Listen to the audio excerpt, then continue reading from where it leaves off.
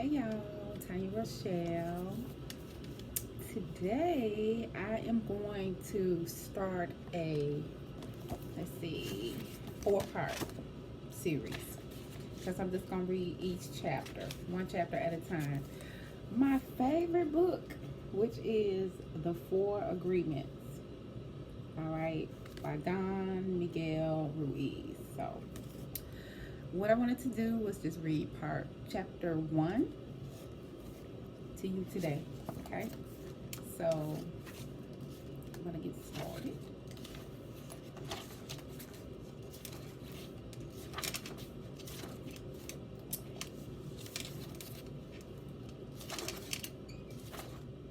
Okay, I'm going to start where it talks about the Taltic. So I guess the preface. Let me see. Right at the acknowledgement. So it's the Taltic. That's what I'm going to be reading, and included with chapter 1. Okay. Thousands of years ago, the Toltec were known throughout southern Mexico as women and men of knowledge. Anthropologists have spoken of the Toltec as a nation or a race, but in fact, the Toltec were scientists and artists who formed a society to explore and conserve the spiritual knowledge and practices of the ancient ones.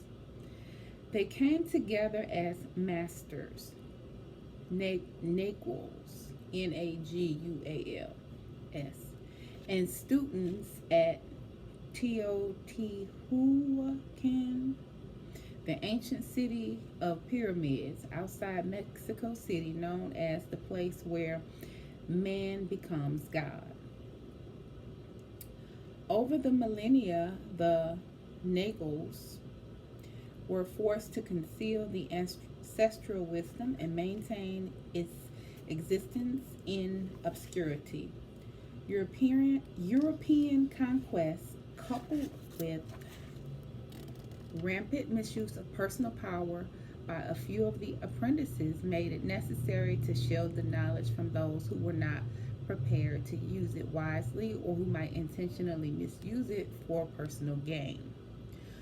Fortunately, the esoteric Toltec knowledge was embodied and passed on through generations by different lineages of Nagels. I may be saying this word wrong. It's spelled Naguals. Okay. Though it remained veiled in secrecy for hundreds of years, ancient prophecies foretold the coming of an age when it would be necessary to return the wisdom to the people. Now, Don Miguel Ruiz, a Nagel from the Eagle Knight lineage, has been guided to share with us the powerful teaching of the Toltec. Toltec knowledge arises from the same essential unity as truth as all the sacred esoteric traditions found around the world. Though it is not a religion, it honors all the spiritual masters who have taught on the earth. While it does embrace spirit, it is most accurately described as a way of life, distinguished by the ready accessibility of happiness and love. Introduction: The Smoky Mirror. Okay. The Smoky Mirror. 3,000 years ago, there was a human just like you and me who lived near a city surrounded by mountains. The human was studying to become a medicine man, to learn the knowledge of his ancestors, but he didn't completely agree with everything he was learning. In his heart, he felt there must be something more. One day, as he slept in a cave, he dreamed that he saw his own body sleeping.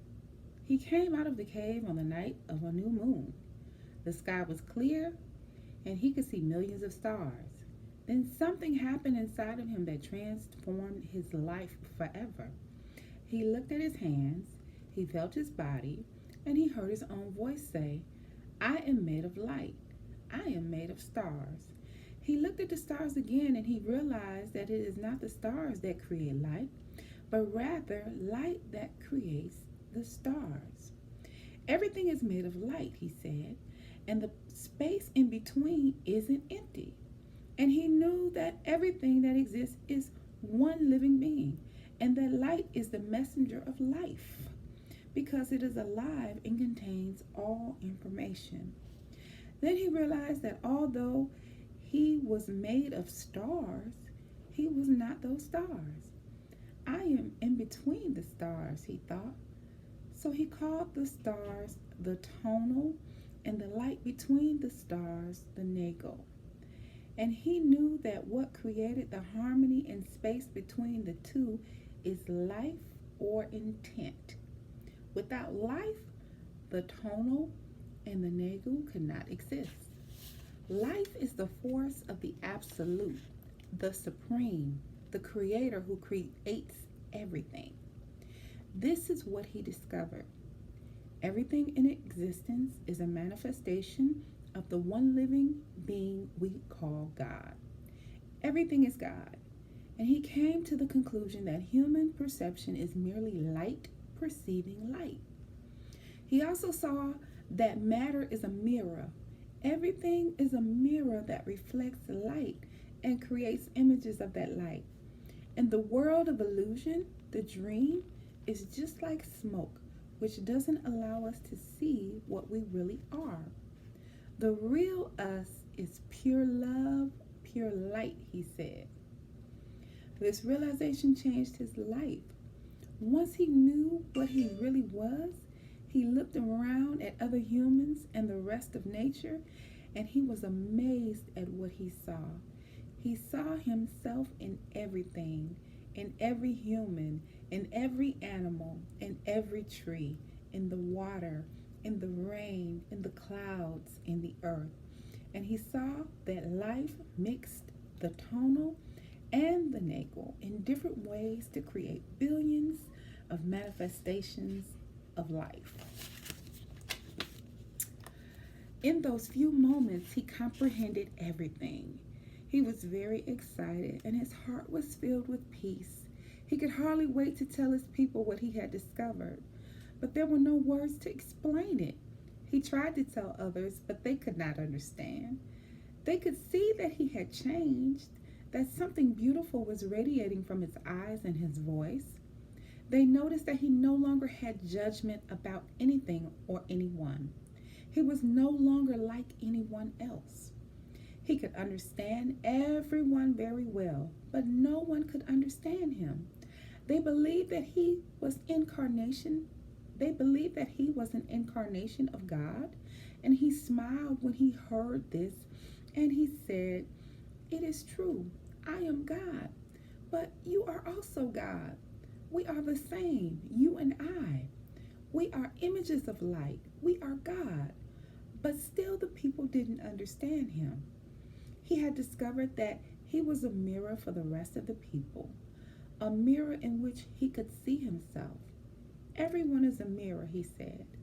He saw himself in everyone, but nobody saw him as themselves. And he realized that everyone was dreaming, but without awareness, without knowing what they really are. They couldn't see him as themselves because there was a wall of fog or smoke between the mirrors.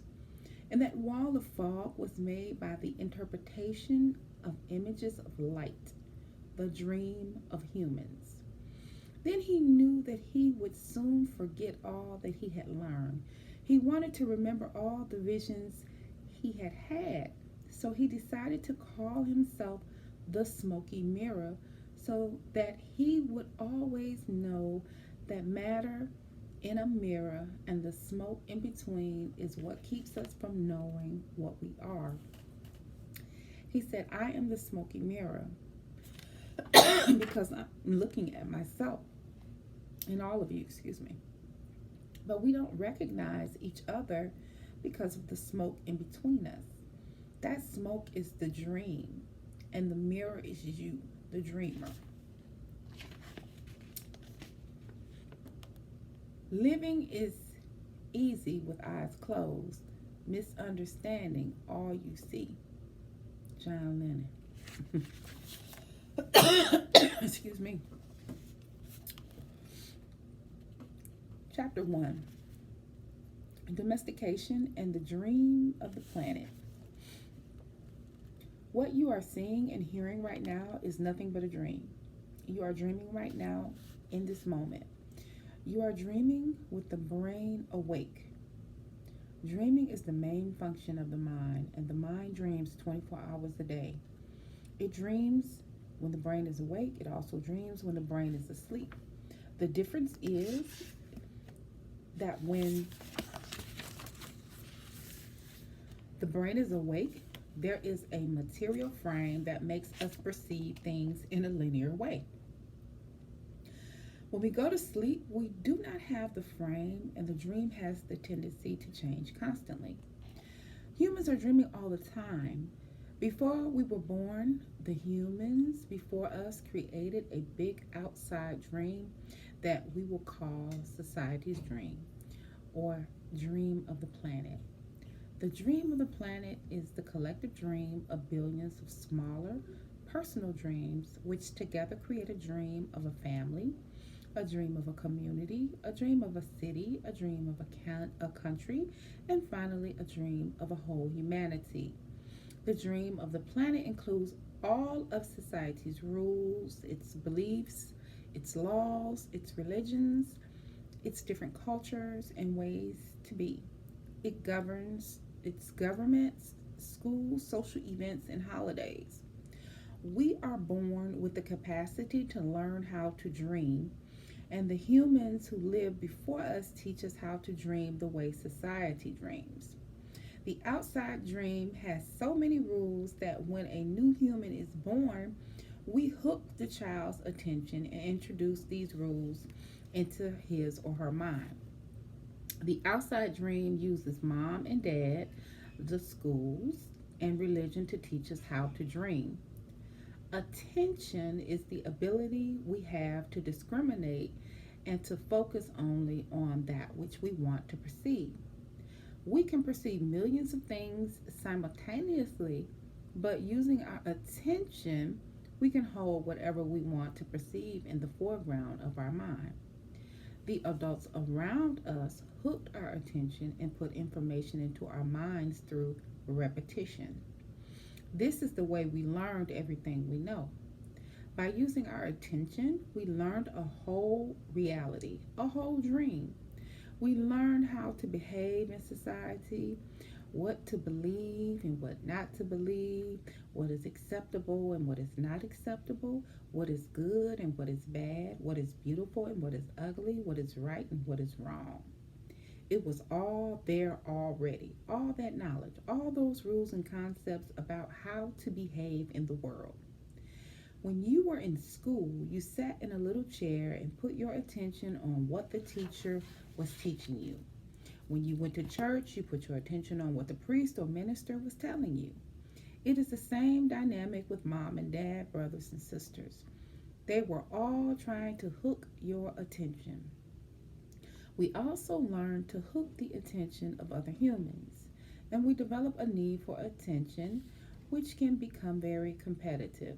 Children compete for the attention of their parents, their teachers, their friends. Look at me. Look at what I'm doing. Hey, I'm here. The need for attention becomes very strong and continues into adulthood. The outside dream hooks our attention and teaches us what to believe, beginning with the language that we speak. Language is the code for understanding and communication between humans. Every letter, every word in each language is an agreement. We call this a page in a book. The word page is an agreement that we understand. Once we understand the code, our attention is hooked and the energy is transferred from one person to another. It was not your choice to speak English. You didn't choose your religion or your moral values. They were already there before you were born. We never had the opportunity to choose what to believe or what not to believe. We never chose even the smallest of these agreements. We didn't even choose our own name. As children, we didn't have the opportunity to choose our beliefs. but we agreed with the information that was passed to us from the dream of the planet via other humans. The only way to store information is by agreement. The outside dream may hook our attention, but if we don't agree, we don't store the information. As soon as we agree, we believe it, and this is called faith. To have faith is to believe unconditionally. That's how we learn as children. Children believe everything adults say. We agree with them, and our faith is so strong that the belief system controls our whole dream of life. We didn't choose these beliefs, and we may have rebelled against them, but we were not strong enough to win the rebellion. The result is surrender to the beliefs with our agreement. I call this process the domestication of humans. And through this domestication, we learn how to live and how to dream. In human domestication, the information from the outside dream is conveyed to the inside dream, creating our whole belief system. First, the child is taught the names of things: mom, dad, milk, bottle, day by day, at home, at school, at church, from television. We are told how to live, what kind of behavior is acceptable. The outside dream teaches us how to be a human. We have a whole concept of what a woman is and what a man is. And we also learn to judge. We judge ourselves, judge other people, judge the neighbors. Children are domesticated the same way that we domesticate a dog, a cat, or any other animal. In order to teach the dog, we punish the dog and we give it reward. We train our children, whom we love so much, the same way that we train our domesticated animal, with the system of punishment and reward. We are told, you're a good boy, you're a good girl, when we do what mom and dad wants us to do. When we don't, we are a bad girl, we are a bad boy. When we went against the rules, we were punished. When we went along with the rules, we got a reward. We were punished many times a day, and we were also rewarded many times a day. Soon we became afraid of being punished and also afraid of not receiving the reward. The reward is the attention that we got from our parents or from other people like siblings, teachers, and friends. We soon develop a need to hook other people's attention in order to get the reward.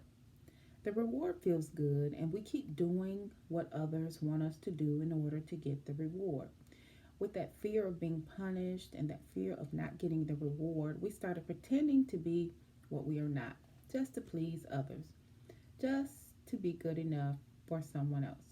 We try to please mom and dad, we try to please the teacher at school, we try to please the church, so we start acting.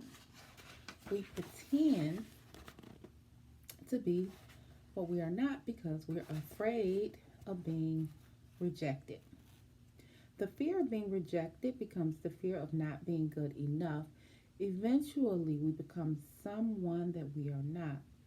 We become a copy of mama's beliefs, daddy's beliefs, society's beliefs, and religion's beliefs.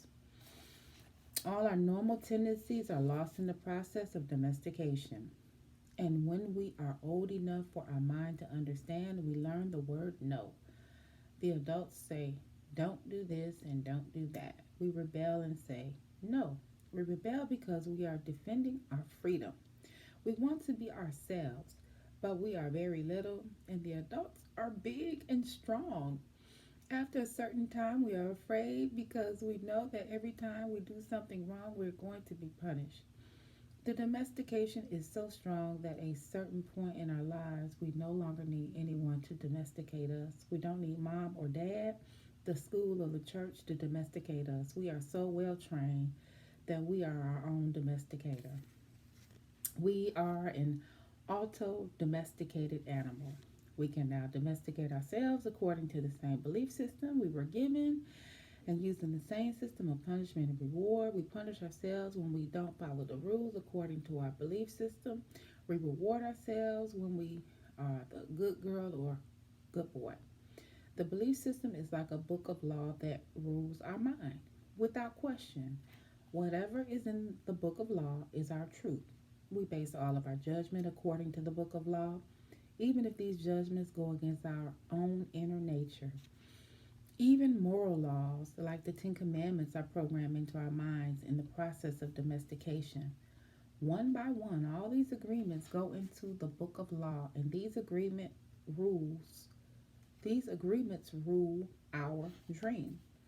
There is something in our minds that judges everybody and everything, including the weather, the dog, the cat, everything. The inner judge uses what is in our book of law to judge everything we do and don't do, everything we think and don't think, and everything we feel and don't feel. Everything lives under the tyranny of this judge. Every time we do something that goes against the book of law, the judge says we are guilty. We need to be punished. We should be ashamed. This happens many times a day, day after day, for all the years of our lives.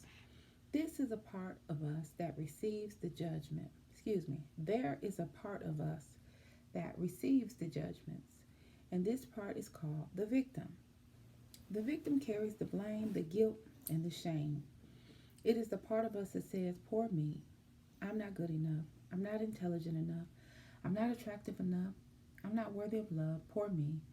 The big judge agrees and says, yes, you are not good enough. And this is all based on a belief system that we never chose to believe.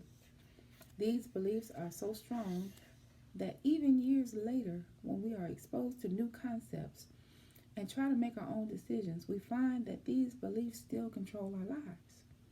Whatever goes against the book of law will make you feel funny sensations in your solar plexus, and it's called fear. Breaking the rules of the book of law opens your emotional wounds, and your reaction is to create emotional poison, because everything that is in the book of law has to be true. Everything that challenges what you believe is going to make you feel unsafe. Even if the book of law is wrong, it makes you feel safe. This is why we need a great deal of courage to challenge our own beliefs. Because even if we know we didn't choose all these beliefs, it is also true that we agreed to all of them. The agreement is so strong that even if we understand the concept of it not being true, we feel the blame, the guilt, and the shame that occur if we go against these rules. Just as the government has a book of law that rule the society's dream, our belief system is the book of laws that rule our personal dream. All laws exist in our mind, we believe them, and the judge inside us bases everything on these rules. The judge decrees, and the victim suffers the guilt and punishment. But who says there is justice in this dream? True justice is paying only once for each mistake. True injustice is paying more than once for each mistake. How many times do we pay for one mistake? The answer is thousands of times. The human is the only animal on earth that pays 1,000 times for the same mistake. The rest of the animals pay once for every mistake they make, but not us. We have a powerful memory. We make a mistake, we judge ourselves, we find ourselves guilty, we punish ourselves. If justice exists, then that was enough. We don't need to do it again, but every time we remember, we judge ourselves again, and we're guilty again, and we punish ourselves again and again and again. If we have a wife or husband, he or she also reminds us of the mistake, so we can judge ourselves again, punish ourselves again, and find ourselves guilty again. Is that fair? How many times do we make our spouse, our children, or our parents pay for the same mistake? Every time we remember the mistake, we blame them again and send them all the emotional poison we feel at the injustice. And then we make them pay again for the same mistake. Is that justice? The judge in the mind is wrong because the belief system, the book of law, is wrong. The whole dream is based on false law. 95% of the beliefs we have stored in our minds are nothing but lies, and we suffer because we believe all the lies. In the dream of the planet, it is normal for humans to suffer, to live in fear, to create emotional dramas. The outside dream is not a pleasant dream. It is a dream of violence, a dream of fear, a dream of war, a dream of injustice. The personal dream of humans will vary, but globally it is mostly a nightmare. If we look at human society, we see a place so difficult to live in because it is ruled by fear. Throughout the world, we see human suffering, anger, revenge, addiction, violence in the street, and tremendous injustice. It may exist at different levels in different countries around the world, but fear is controlling the outside dream. If we compare the dream of human society with the description of hell that religion all around the world have promulgated, we find that they are exactly the same. Religions say that hell is a place of punishment, a place of fear, pain, and suffering, a place where the fire burns you. Fire is generated by emotions that come from fear. Whenever we feel the emotions of anger, jealousy, envy, or hate, we experience a fire burning within us. We are living in a dream of hell. If you consider hell as a state of mind, then hell is all around us. Others may warn us that if we don't do what they say we should do, we will go to hell. Bad news. We're already in hell, including the people who tell us that. No human can condemn another to hell because we are already there. Others can put us into a deeper hell, true, but only if we allow this to happen. Every human has his or her own personal dream, and just like the society dream, it is often ruled by fear. We learn to dream hell in our own life, in our own personal dream. The same fears manifest in different ways for each person, of course, but we experience anger, jealousy, hate, envy, and other negative emotions. Our personal dream can also become an ongoing nightmare where we suffer and live in a state of fear. But we don't need to dream a nightmare. It is possible to enjoy a pleasant dream. All of humanity is searching for truth, justice, and beauty. We are on an eternal search for the truth because we only believe in the lies we have stored in our mind. We are searching for justice because in the belief system we have, there is no justice. We search for beauty because it doesn't matter how beautiful a person is. We don't believe that person has beauty. We keep searching and searching when everything is already within us. There is no truth to find. Wherever we turn our heads, all we see is the truth. But with the agreements and beliefs we have stored in our mind, we have no eyes for this truth. We don't see the truth because we are blind.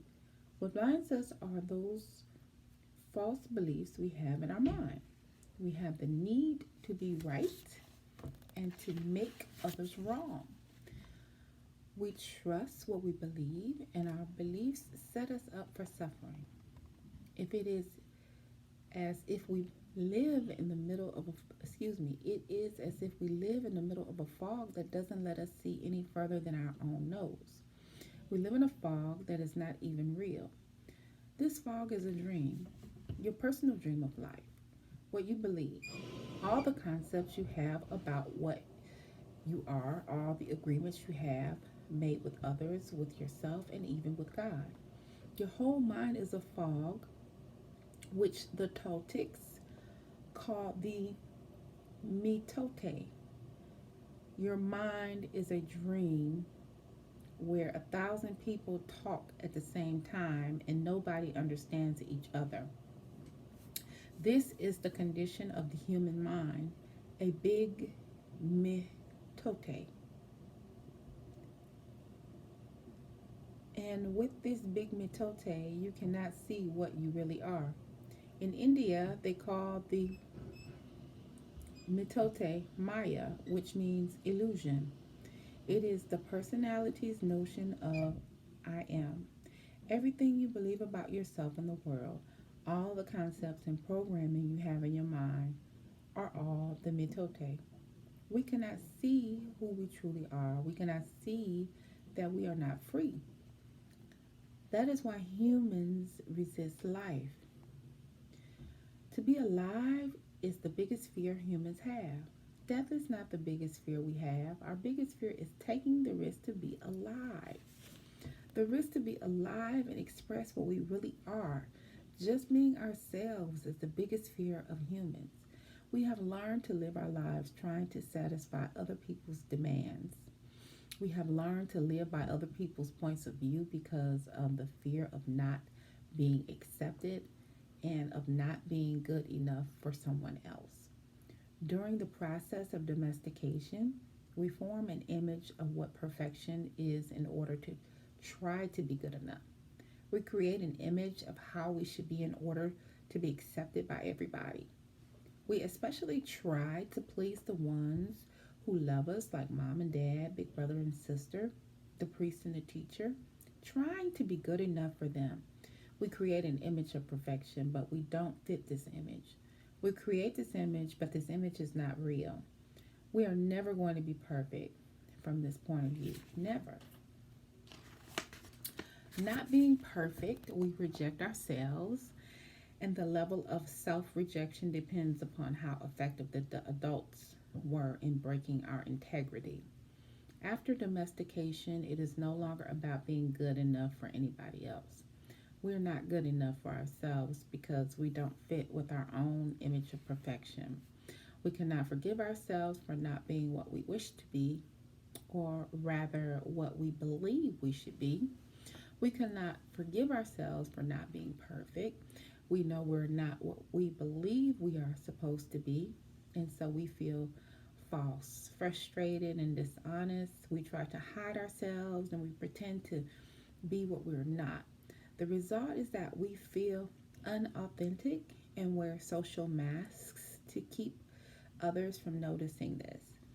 We're so afraid that somebody else will notice that we are not what we pretend to be.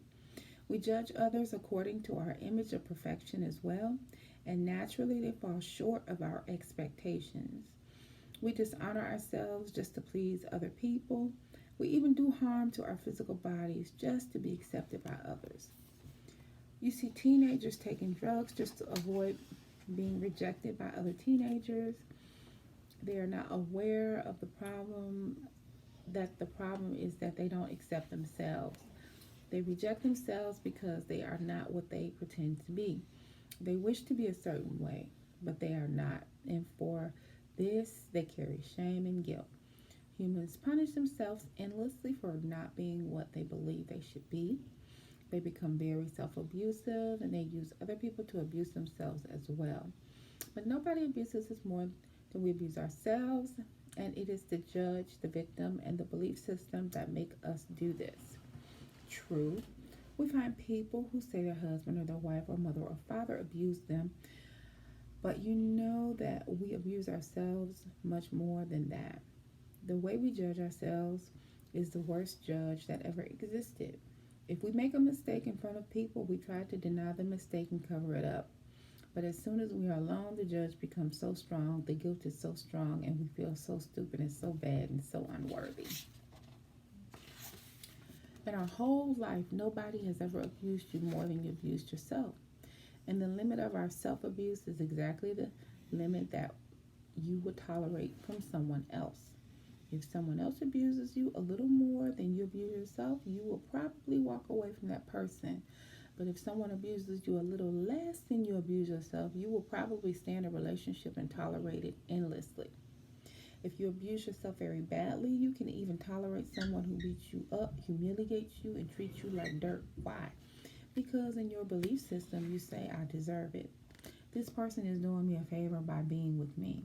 I'm not worthy of love and respect. I'm not good enough. We have a need to be accepted and to be loved by others, but we cannot accept and love ourselves. The more self-love we have, the less we will experience self-abuse. Self-abuse comes from self-rejection, and self-rejection comes from having an image of what it means to be perfect and never measuring up to that idea. Our image of perfection is the reason we reject ourselves. It is why we don't accept others the way we are. and why we don't accept others the way they are. Let me go back. Our image of perfection is the reason we reject ourselves. It is why we don't accept ourselves the way we are and why we don't accept others the way they are. Prelude to a new dream. There are thousands of agreements you have made with yourself, with other people, with your dream of life, with God, with society, with your parents, and with your spouse, with your children. But the most important agreements are the ones you made with yourself. In these agreements, you tell yourself who you are, what you feel, what you believe, and how to behave. The result is what you call your personality. In these agreements, you say, this is what I am, this is what I believe, I can do certain things, and some things I cannot do. This is reality, this is fantasy, this is possible, this is impossible. One single agreement is not such a problem, but we have many agreements that make us suffer, that make us fail in life. If we want to live a life of joy and fulfillment, you have to find the courage to break those agreements that are fear-based and claim your personal power.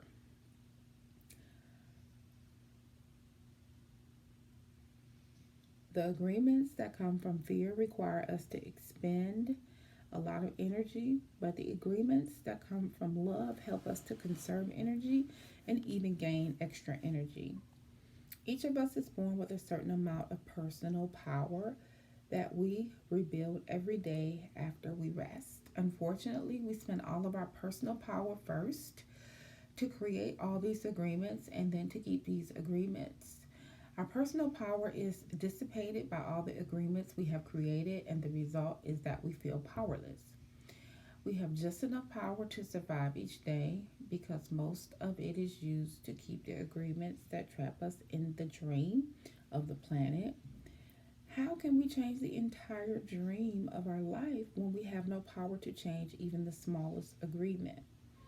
If we can see it in our agreements that rule our own life, and we don't like the dream of our life, we need to change the agreements. When we are finally ready to change our agreements, there are 4 very powerful agreements that will help us to break those agreements that come from fear and deplete our energy. Each time you break an agreement, all the power you used to create it returns to you. If you adopt these 4 new agreements, you will create enough personal power for you to change the entire system of your old agreements. You need a very strong will in order to adopt the 4 agreements. But if you can begin to live your life with these agreements, the transformation in your life will be amazing. You will see the drama of hell disappear right before your very eyes. Instead of living in a dream of hell, you will be creating a new dream, your personal dream of heaven. Okay, well, that is chapter 1. I'm going to end the video. So on the next video, I'll be covering chapter 2, which is the first agreement, okay, which is be impeccable with your word. So catch the next video so you can get chapter 2 of the 4 agreements. This is Tanya Rochelle. Take care.